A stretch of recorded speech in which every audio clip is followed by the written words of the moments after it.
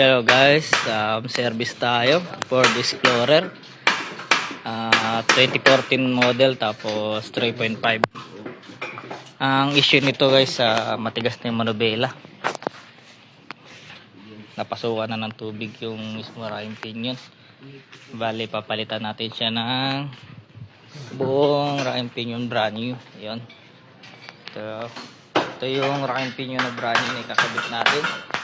Bali na testing na natin siya, okay na, kakabit na lang natin. Yan, tinatanggal para mga kasama natin.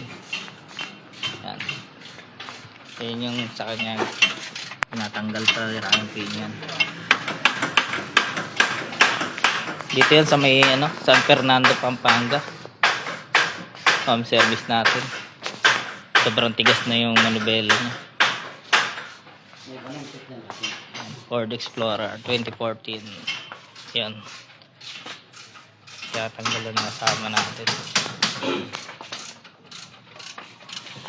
3.5.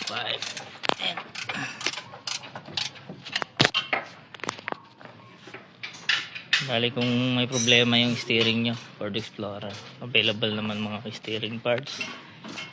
Home service naman din. Message or tawag lang po kayo.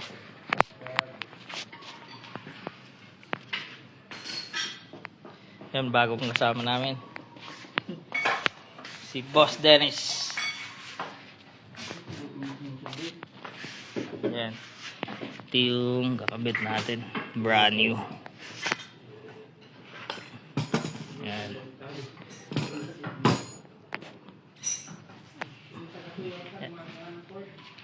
update ko na lang kayo pag nasalpak na natin. Tutulungan muna natin sila.